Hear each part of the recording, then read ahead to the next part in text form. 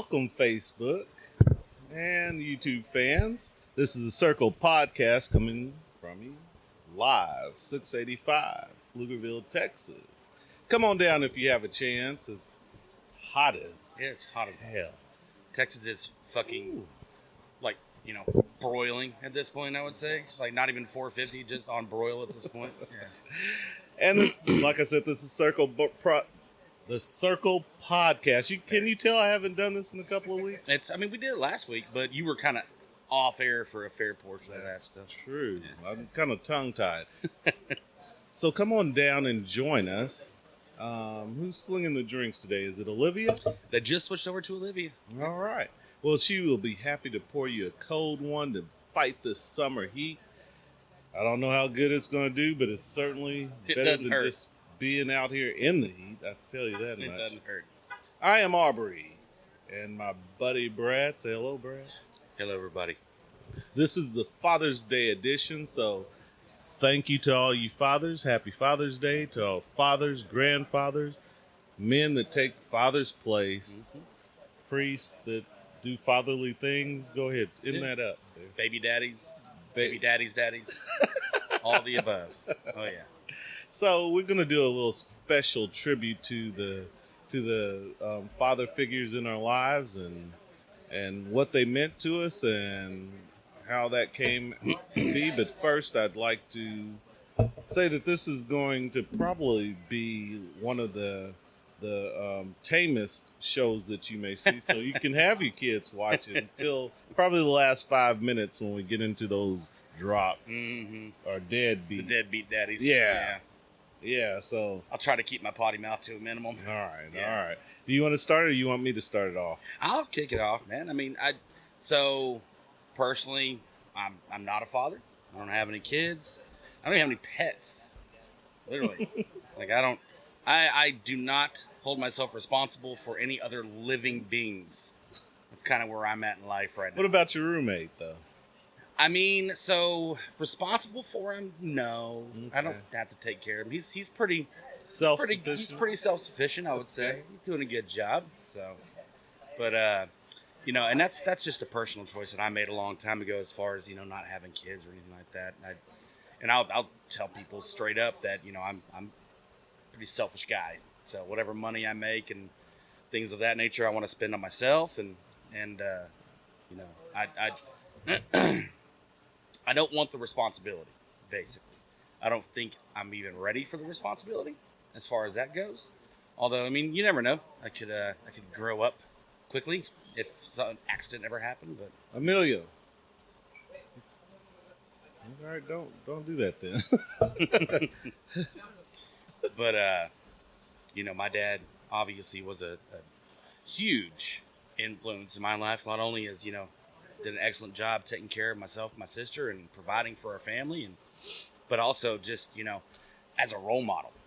I feel like I couldn't have asked for a better human being to sort of show me the ropes and teach me the right ways and the wrong ways to lead my life. So no, I 100% love you, Dad, if you ever listen to this one. So, but I had a couple of really solid male role models in my life. I got really lucky. I had my father, who he I'm going to ask you a question real quick. Sure. So we can expand it, but first we want you to talk about your father a little bit and tell us a memory or something from childhood, how you looked up to him, what he meant to you, and then we'll expand into the world of the other influential people in your life. So I'll give you a couple of them. One thing I really remember as a kid is that I never, ever saw my dad sit still. You know what I mean? He was always moving. So, he was always gone in the mornings, a lot of times before I would even get up to get ready for school.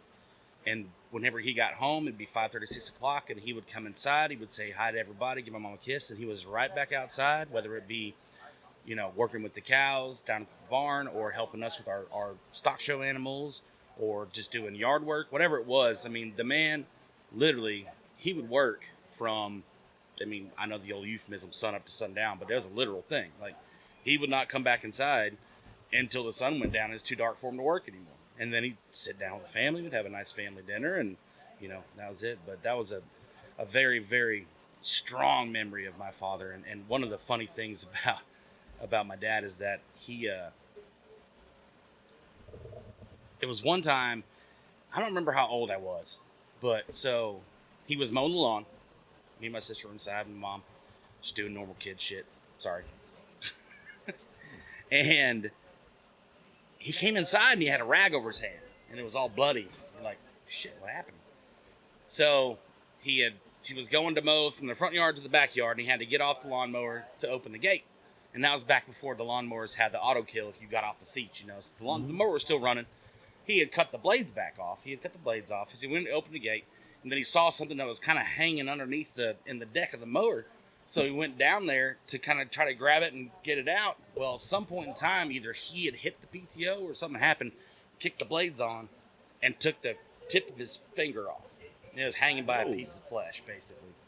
And so he comes inside, and he's not freaking out. He's just got a rag over his hand, literally missing half his finger. And he's just like, Helen, you could probably take me to the hospital. My mom, of course, is hysterical, freaking out. We're freaking out. And Dad's just calm as can be. He's just like, hopefully I won't miss work for this. So that was a funny memory of my father. That's that old school work. He was old farm boy, man. Just, it's life is work. That sort of mentality, you know what I mean? And that's how you provide for your family. And he did a fantastic job. I feel like I'm a pretty decent human being, so I feel like my sister is as well. I feel like him and my mother did a pretty good job raising us and instilling some good values in us. So I cannot say anything negative about my father. All right, that's pretty spot on. I like that. My father is, one of the first people to go to college in his family. Mm-hmm. He was raised by his mother that was a sharecropper, and he always says, "Oh, thank you. Oh, thank you." Yeah, Thanks, brother. It's an outreach court, so I'm showing it to you as well. Awesome. I do apologize. All right. Thank you. His father was not there. Mm-hmm. His mom lived as a sharecropper, and so what he tells me a lot is that he didn't really know how to be a father. Mm-hmm. He had to do it on the fly, which, as a firstborn child, I know. Yeah. But let me say this: that I looked at him as like a superhero. Mm-hmm. He played in the NFL. He had his cup of coffee there. Mm-hmm. All-American college football player. So he was just Where do you play college at? He played in Northeast Missouri State, which is now Truman State or something like that. In Missouri. Got drafted, or did he go in as a free agent, or was he drafted? No, he wasn't drafted. He went in as a free agent. He showed me his contract, Mm-hmm. and it said his first contract was $10,000 a year. Oh. Now they're making that a minute. Yes, Mm-hmm. It was Green Bay Packers. Mm-hmm. But let me digress. Uh-huh. And yeah, so but he just, as a little kid, he was just a towering person. Yeah. Just muscular, Mm-hmm. big, and I like my own personal Superman. Yeah. And the story that he told me last night that I never done. He was a graduate student at Texas A&M. Mm-hmm. I was wearing maroon last night when I took him to dinner, and oh, good Lord. He was like, I like that color. I was Looks like, good on you. I was like, Should move that one to the front of the I closet. know. I was like, I like it too. It looks really good on me. He was like, yeah, gig 'em. I was like, what? Oh, wait. But he tells me this story, and I'm going to take it with a grain of salt or what. But he tells me he took me to a Texas A&M football game, and kickoff came, and everybody stood up, and I was too small to see the game. He said he put me on his shoulder for a while, but of course I was heavy, Mhm. a little bit heavy at that time. He said, and so I was going all around the stadium and just doing stuff because I couldn't see the game. Yeah. And so he said he was the student body president, graduate student body president, or something like that. Next year, Mhm. and he got it put into place where graduate students and their families had a section where they didn't have to stand up the whole game, so their family could see the game. Oh, there you go. And just to give some context, as the local A&M fanboy, so it's a Aggie tradition that it's supposed to be the entire fan base, but for sure the student section stands for the whole time of the game to symbolize the 12th man mentality, that any person in the stands would be willing to go out on the field if, they were needed in the game as the 12th man. So that's kind of where that comes from, if anybody's curious about it. Yes, thank you for filling that in. That's why you're my brother.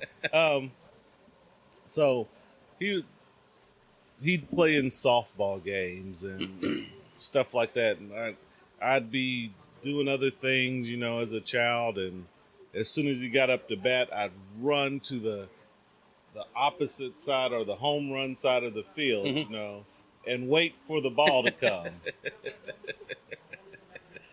So I always looked up to him as like a Superman idol kind of thing. I always wanted his approval, all those kinds of things. He's a brilliant man. He took care of his family and,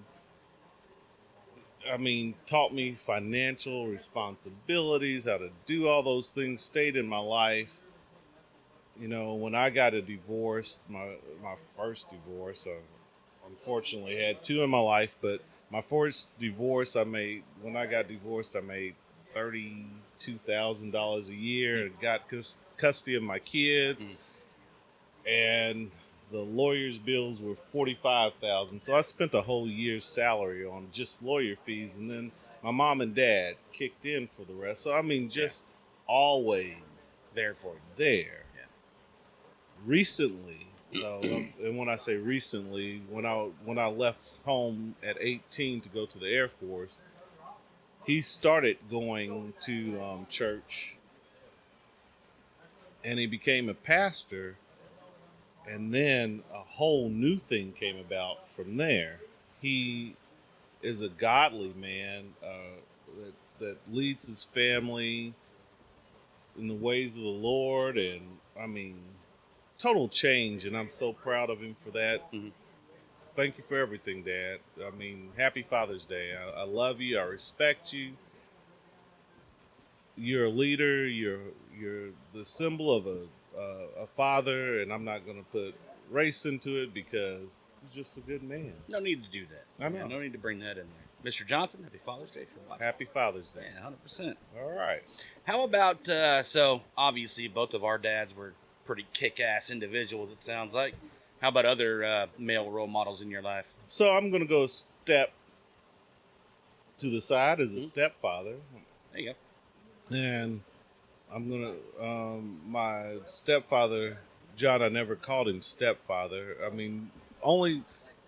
Not going to lie, I did call him stepfather, but that was just to differentiate when I had people that didn't know that I had a stepfather who I was speaking of.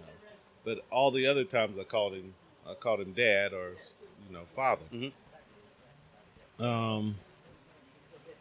My mom, when I was in the Air Force, and this is going to be a little racial, I'm sorry.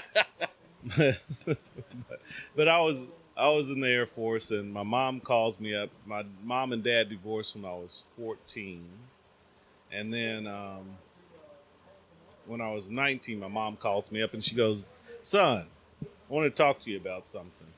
I was like, "What's that, Mom?" She was like, so I've been going to church. You know that, right? I was like, "Yeah, you've been going to church for a while." She was like, "Well, somebody wants to date me. Wants to court me." I think that's what she said. Somebody wants to court me. I was like, "Oh, that's great." And she was like, I just wanted to talk to you. I wanted to kind of get your approval. I know what I'm going to do, but I want you to be okay with it. Yeah. And she goes, it's the goofiest ass white man I've ever met.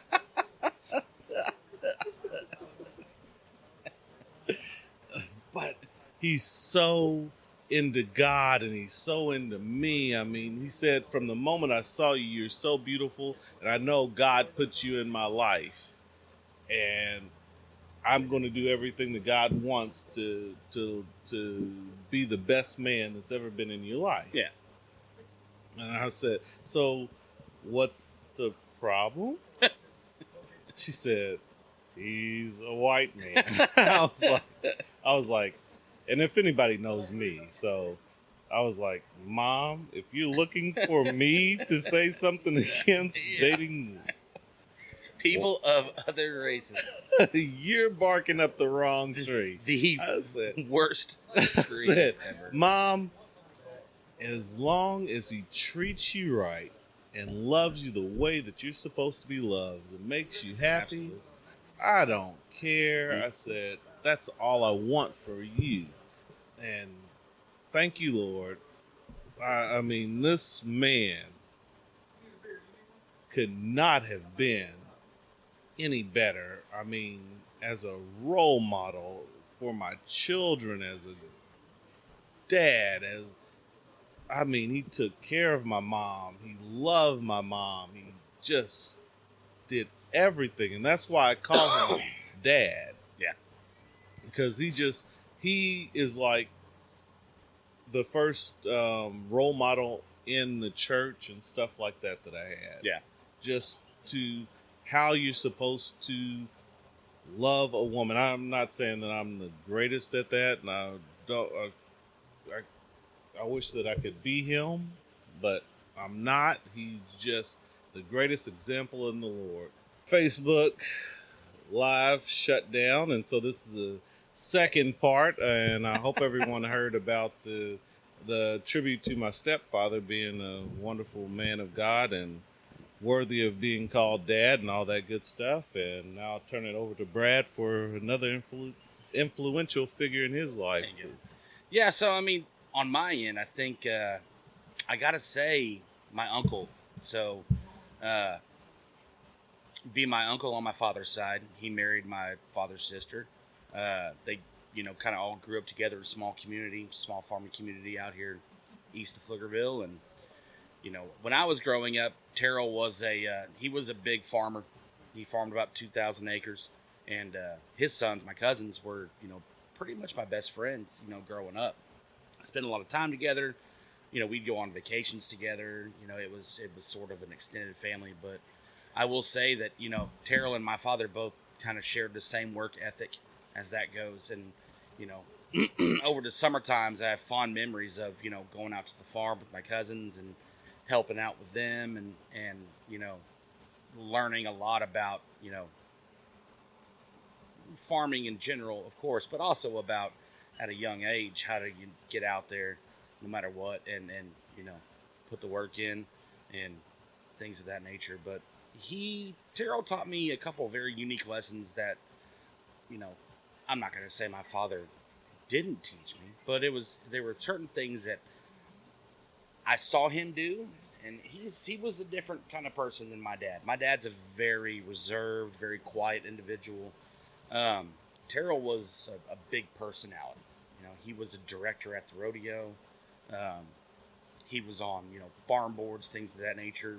You say the word important person, but, he had a lot of eggs in his basket. But it was interesting to see him interact with people and things of that nature. And I was always intrigued by, no matter what we were doing, whether we were in the dirt, greasing combines, getting ready for harvest, things like that, he always had a button-down shirt on and starched jeans. The man, and take that for what you will, because some people say, well, that's just, superficial, and it can be, well, this or that. But to me, it was always, no matter what, presenting yourself in a way that you want to be seen. So he was always a well-dressed man, cologne, and no matter what he was doing, he tried to present himself in a way that was, kind of told people, who he was and sort of matched his personality, things like that. And so I think I took a lot of lessons from him. I try to,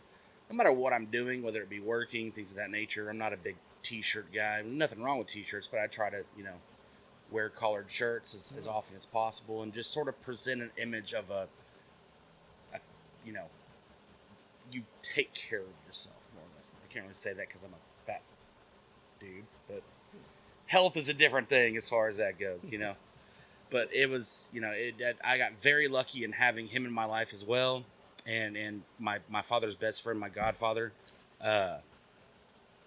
was also a huge part of that as well. He was a farmer as well. He was a big cattle rancher, so he raised cattle. My dad raised cattle too, but it was very lucky to have, all these hardworking men in my life that I could look up to and take lessons from growing up. So I got very blessed. That is incredibly blessed. It's always it's incredible when you have men of that caliber come into your life and influence you in ways that expands your life and how your footprint is on life. Yeah, it's one of those things where it truly is. You try to live up to not their expectations, because they love us to the ends of the earth. All they want for us is the best things in life. But for us, looking at them and seeing what they did in life, how they carried themselves, it's so hard and it's impossible. It's impossible, I will say, to ever be the caliber of man. I will never be the caliber of man that my father and my uncle and those guys were. We're just born at a different time, I can have a lazy streak every now and then, I'm gonna say it's a difference, because it's not, life is different, but you put together a different footprint in the people that you touch. Is like I tell you all the time, Brad, you are one of the kindest people that I know, special, big-hearted person. So you don't know the people that you touch and how people look at you. You only have your perception of what you do and how, but people look at you in a much different light than you think they do. Thank you. Appreciate that. Hey, it's from the heart. That's why you're my brother. My man. All right. So, my third person that I like to honor is Jack Holcomb. All the people that know me work-wise know that Jack Holcomb was incident coordinator, and I was the lead facility investigator at Austin State Supported Living Center, and he showed me how to take care of the people that were under my supervision. Just an incredible man. Sometimes it could be a little bit sketchy. Yeah. So one of the things that would happen on campus would be that DOJ, Department of Justice, would come through, or we'd have a survey. The state would come through and look at how we're looking at investigations and all that kind of stuff. And he'd tell everybody that I'm going to go in and lie to them. He told the other investigators, y'all go in and tell the truth, and then Aubrey will come in and clean it all up. But the one thing that he did always do is he would make sure that his people were taken care of. And I took that to heart. I didn't take it all the way, because he would never fire anyone. Yeah. Some people need to be let go at times. But through and through, all the way to his dying breath, God rest his soul, he died in 2010, he would take care of the people under his charge. Mm-hmm. And I take that to everything that I do today with my people. Yeah. Give them every chance to show the caliber of people they are, try to grow them, all those things, so that they can be the best that they can be and go as far in their careers as they can go. And so he called me son, and I just loved him to death. And I miss him terribly, just like I miss my stepfather. But he was one of the biggest influences in my career. Yeah, it is one of the worst parts about it is losing them, but being able to remember them and keep those good memories and those lessons we learned from them is super important, really is. And I will say that I similar to you, I had a very, very good mentor that kind of guided me in my career as well. I was when I was in college. Well, I say in college, when I was in College Station. I wasn't in college anymore. I was just working up there, but I was just sort of floating. I didn't have a direction. I didn't really have, there wasn't nothing there. I was just, living in College Station. I had my friends, and we were partying, things like that, but I didn't have an arrow. My compass wasn't pointing anywhere at that point. One of the biggest blessings I ever had in my life was my sister called me up one day and said that my brother-in-law Shane, his Uncle Chuck, what they called him, had an opening in his construction company back home, and they were wanting to know if I wanted to move back home and try out construction. And I had done a little bit of construction work with Shane and his company when I was younger, still living at home, doing privacy fences, building stuff like that. And so I was like, you know what? I think that's the best move for me. I'm going to come home. I'll go to work. And so I started up with Chuck, and he was remodeling McCoy's Lumberyards at that point in time. And so we were traveling around the state doing McCoy's, doing that work. We ended up going down to Galveston when Ike hit, and did a lot of work down there. But he wasn't just a boss. He was a teacher. And he made a point to always, try to not tell you how to do it, but show you how to do it. If you didn't know, he was an amazing teacher. And really and truly, I mean, the man was my muse. He got me into construction. He showed me the ropes, and he got me to the point, in my career to where, in 2009, when the mortgage crisis hit, construction work in this area really just quit. And so I went to work for another company. I quit working for Chuck. No hard feelings at all there. But, about a year and a half later, I said, you know what? I think I miss construction. I'm going to get back into it. And I said, I'm going to open my own company. I'm going to try it out. And he was the first person I called. And I said, what do you think about this idea? And he said, do it. He said, being your own boss is one of the best things in the world. But he says, don't waste it.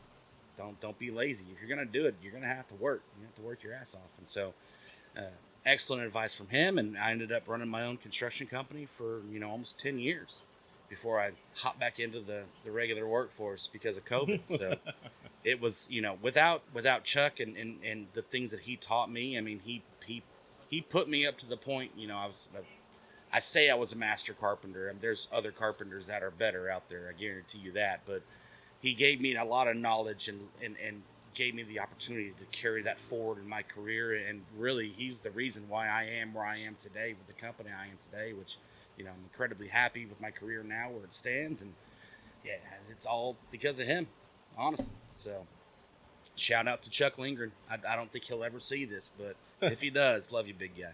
All right. That's what's up. I have two coaches that meant a lot to me. Coach Garcia at Bedichek Middle School here in Austin, and Coach Cook High School coach at Crockett. They were just incredibly influential to me, just giving me a drive for what I was doing in my crafts, and just starting out. I never made it to the NBA or college, but I thought I had that ability. And you were a baller, from what I hear, brother. I was very athletic. I did. I've got two bum knees now, so, and my brother Chris will say it was from doing the Superman jumps off the second floor of the apartment building. But Chris don't know what he's talking about. He's probably right. I mean, couldn't have done anything good. I mean, I'll be honest with you, the wear and tear hits everybody, buddy. I mean, I was athletic when I was younger, of course, but as soon as I hit 18, I discovered alcohol and pizza, so, that went to shit real quick for me.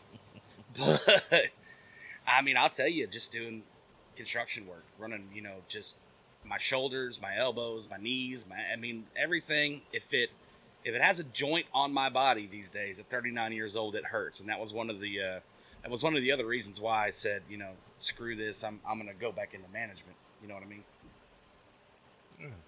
So, and never look back from there. Although I do miss working in the field. I get to go out now and kind of see the guys work and oversee things. But I do still miss, building things and creating things. And that was a big joy in my life. I do miss it a lot. And maybe one of these days I'll pick it back up as a hobby, things of that nature. But I'm enjoying where I am now as far as, being in construction management, things of that nature. So, but I get it. So, unfortunately, technology is not working with us today, so I can't see any. Okay, we've got a couple of comments here. I can kind of see, yeah. We got some things floating on there. So, if y'all don't know, we're sitting at the table. The phone's like 6 feet away from us, and both of us are, probably not the best eyesight. I see a comment on there. No, I've got it here on my phone. See, that's why you're smarter than me. Appreciate that. But it's not catching up as quickly as people are doing it, especially with the times 2 of this one. So if anybody wants to give a shout out to a father figure or anything like that, if you're listening live or if you're just anything, we will try to read those out at the end of the broadcast. But like I said, there's a delay right now because I don't know if it's the internet or what it is, but it's coming in slow, whatever it is. The wonders of modern technology. Yes. We complain about it, but so next thing I'd like to talk about is my turn at fatherhood. Mm-hmm. That is all right with you, sir? Hey, that's all you, buddy. So firstborns are something really, really special. I just know that. And I mean, I love all my daughters to death. I mean, I've got 3 stepdaughters, and even though I'm divorced, I still love them all dearly. Lena, Vanessa, and Chris, thank you so much. I mean, and especially for the Father's Day shout outs today. It just blessed my heart. It just opened me up. I didn't know what I was going to get today. Even I'm not talking about as gifts. I'm talking about as calls to say thank you. Acknowledgements. Yeah. And fatherhood could be a thankless, not a thankless, but a thankless job where people see us as expendable, all that kind of stuff. But I know I worked really hard to try to be the best father that I could be. I mean, that might not be what somebody expected, but I wanted to be the best father that I could be to all of my children. I keep my stepdaughters included in that. Yeah. Like I said, I say step because I'm trying to people that don't know me to know that I have biological children and stepchildren that. And all daughters, right? Yeah, all 5, right? Well, we're just talking about my second marriage. If you count my first marriage, then I have 6 daughters, and I do have a son included in it. So, like I said, my first daughter, Alexandra D. Johnson, and that's from Aubrey D. Johnson. I gave her my initials because it's my first child, and I was 28, and she was born when I was 29, and my life was so much different. Well, it's not different than now, but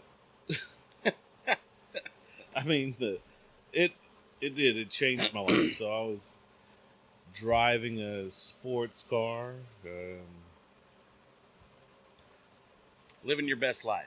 Let's put it that way. No, this is probably a better life than then. But I was doing things that, I wasn't a womanizer, but I'd say that I had a lot of women in my life. Yeah. In and out. And just being a free young man with no responsibilities. Kind of like you. Anyway. Young. I like that. Young. Shit. Anyway, so along comes this woman, and baby pregnancy, and I'm like, oh, I don't want my life to change. I don't want my life to change. Man, God knows what he's doing, because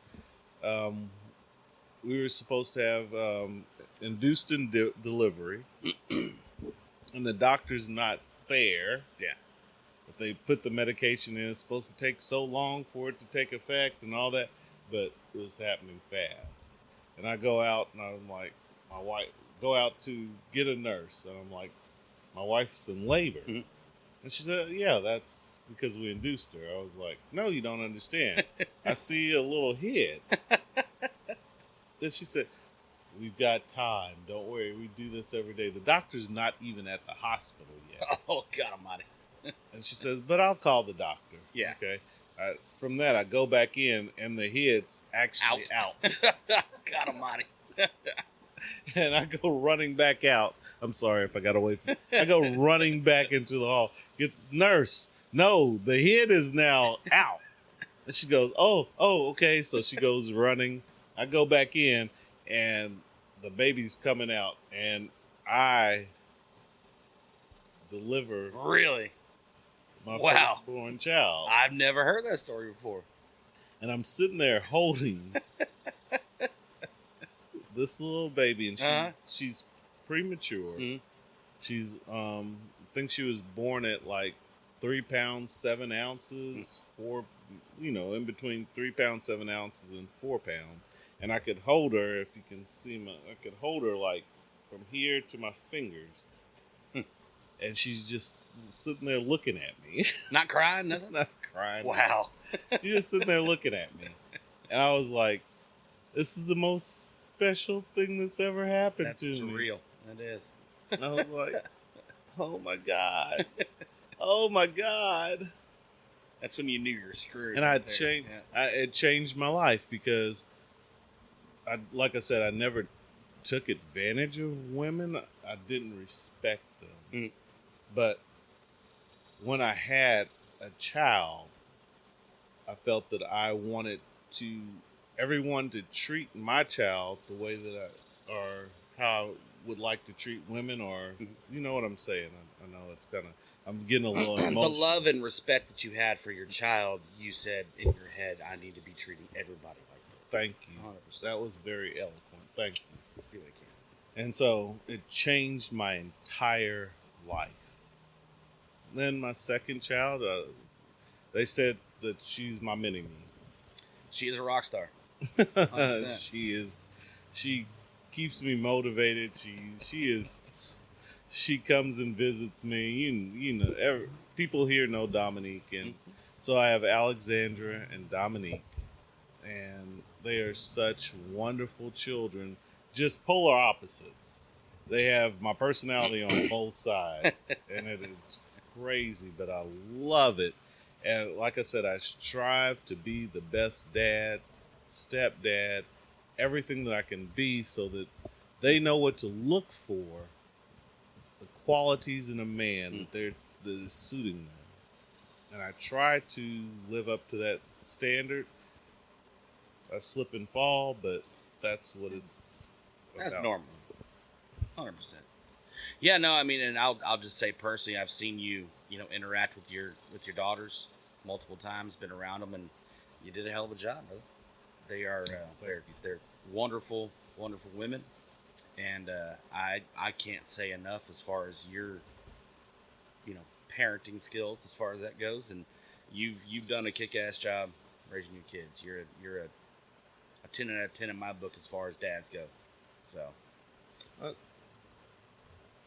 They're wonderful women, like I said, and somebody's gonna get some fighters one day. I'll tell you that much. They both tell me that I'm not gonna get any grandchildren, but I hope someday. You never know. You never know, man. That's my thing. I've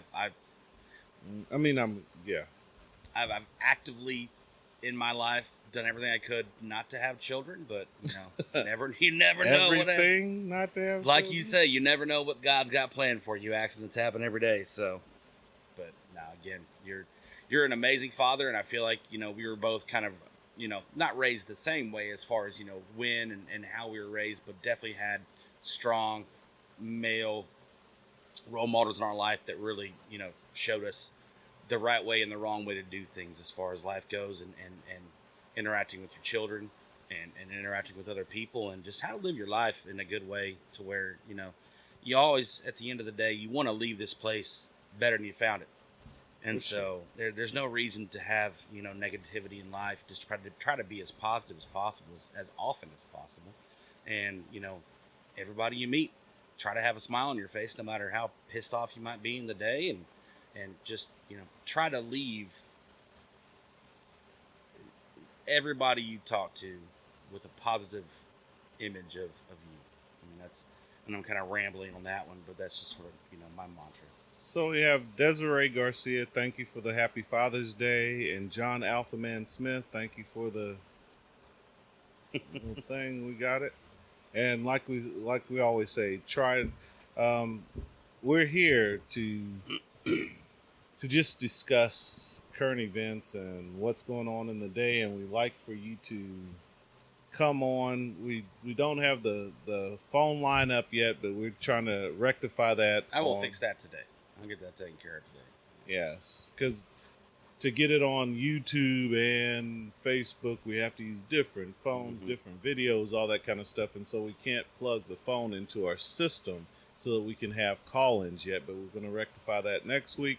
We're on here for you people. So come and give us comments, how we can improve the show, how we can, if you don't like it, give us those comments. If you think we need a different subject matter, share that with us, because we're going to try to make this the best show that you can watch, something that you can be involved in, because we want you interacting with us. Absolutely. I think that's the whole thing behind, when we started this thing, we were, had the idea for it. And, we said we want to get just regular everyday people, as many as possible, involved in the conversations that we want to have, because these days it's everybody's got their damn heads buried in their phones 24/7, and nobody really talks anymore.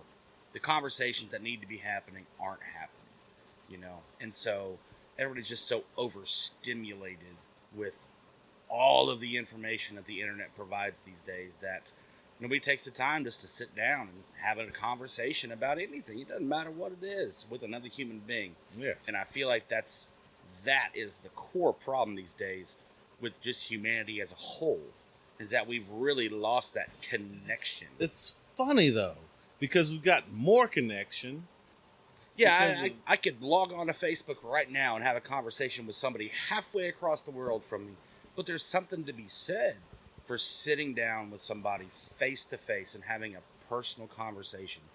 And I really feel like as a society we've lost that. So, we're doing our very, very small part to try to bring that back. So like Aubrey said, if anybody out there wants to, hell, even come on out to the bar, have a couple beers with us, sit down and talk. That's how this whole thing started, was a couple of strangers just met up at the bar and started bullshitting together. And now here we are, 10 years later? Yeah. Something like that? It was our significant others. There was that. Yeah. To be quite honest, that neither one of us are with anymore. But when your girlfriend at the time, yeah, my wife met up here, I don't even know how we found it, but we did. And they met and they started talking. Mm-hmm. And I was like, oh my God, I hate this. What am I doing? But then I met Brad, and Brad is a very much introvert. Takes a lot to drag the conversation out of me. 100%. I'm not a big fan of meeting new people. and the exact opposite. No, that's not true. I don't know how you say it. I'm an introverted extrovert.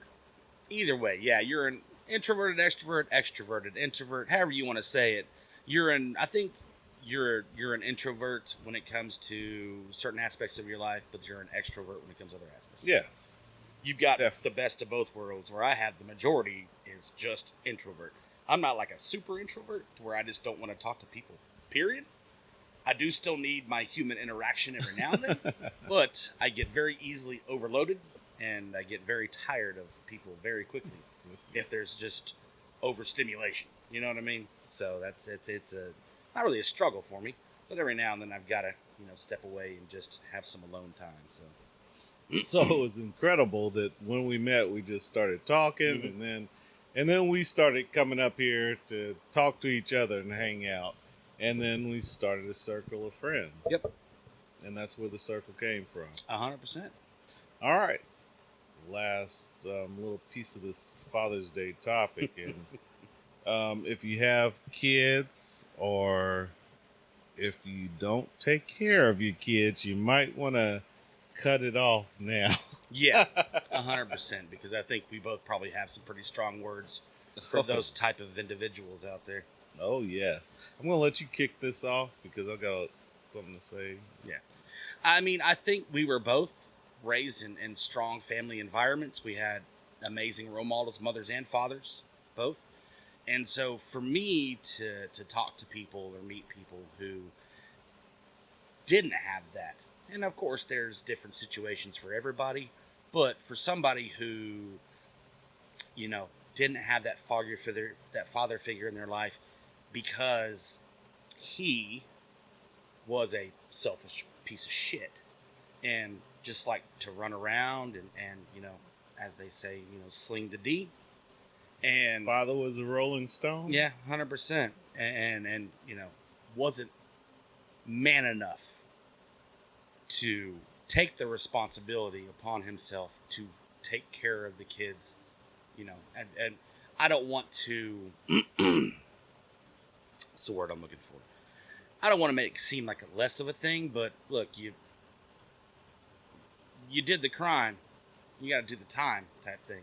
If you take on the responsibility and the not the threat, but if you are going to do the act and you have a child by accident, you need to be there for that child and for the mother of that child. Now, that doesn't mean that you have to marry the other person. I mean, obviously, one-night stands happen all the time, things of that nature. That's sort of the society we're in these days. But if you're going to make that decision consciously and do the act, then you need to step up if it does happen and at least be there for your kid. I'm going to do... Dave Chappelle does a little act there. And it's more on abortion than fathering, but it's just the devil's advocate part of it. But I agree with you. Dave Chappelle does this little act and he goes, so, I fully agree in a woman's right to choose. It's her body. But if she has the right to kill the motherfucker, I have the right to abandon that motherfucker if she chooses to have it. Jesus Christ. This is the part of the show where I told you to turn it off and be sensitive. So, I believe in 100%. If I'm going to have a one-night stand, which I've had some of, then if a child is produced out of that, I have to take responsibility for that. Because up until that point, I had every opportunity to protect myself from a child. I'm not going to run away from that responsibility just because I did it. Hey, raccoon. Thanks, Beth, his ex. Oh, yeah. For increasing the raccoon population. If I'm going to do that, then I have to take responsibility for it. And if you're going to do that and not protect yourself, I mean, if you don't want to have kids at a certain age, you can have a vasectomy. If you're not going to have a vasectomy, you can use condoms. Yeah. If you're not going to use condoms, make sure that she's protected. I mean, there's so many different steps. But once a child is born, it's not the child's fault that they came into this world. So fucking give them the... Step up. Give them the ability to have a life. The best life that they can have. The opportunity to be educated. Don't make one parent work so hard or work for two parents. And thank you for the mothers and dads that do that part. I'm very passionate about that. Thank you to all you single parents that do all that work, because you're great, you're dedicated parents. Thank you so much. And for you that don't, bullshit. Yeah, 100%. I agree. I mean, raising children is probably the single most important job that any human being could have. Literally, I mean, that's, if you think about it, just biologically, that's the only reason that we're on this planet, is to reproduce and keep the species going. If you just want to really boil it down to the simplest fact there can be. Yeah. And anybody, whether it be man or woman, that cannot take the responsibility to raise their children and try to instill in them the beliefs and the I can't think of the word, but anyways, bottom line is you've got to be able in that moment to step up and say, everything up till now doesn't matter anymore. Now this is the highest priority in my life. And anybody who can't do that, as you said, fucking piece of shit in my book. 100%. All right. So we don't want to end on a negative. We're going to end on a positive. So again, it is Father's Day 2023. And I just want to say that, like I said before, fathers can feel that they are not needed. They can feel that, like the world has passed them by, kind of after you've done your work and they leave the house. They always call mom, dad. They may not want to tell dads the problems and all that, but just love, call your fathers, because like I said, I just had so much joy and just appreciation for my daughters that called me and said Happy Father's Day. It just brought light to my heart, and I loved it, and I always want my father to feel that he is appreciated and loved. So every time that I get the opportunity, I will tell him, thank you for your leadership, your guidance, your love, your passion, not leaving and abandoning.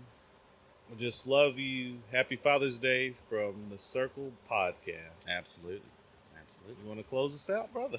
Yeah. So my dad right now, my mom and dad are up in Arlington. They went up there for a Rangers game. That was mom's Father's Day present to him. So I talked to him this morning, and he texted me during the game, said they were having a good time. So very happy that my dad, now that he's retired, is getting out there and being able to enjoy some time with mom and really, have a good time in his retirement years. It really makes me happy that they're getting out there, that they're traveling now.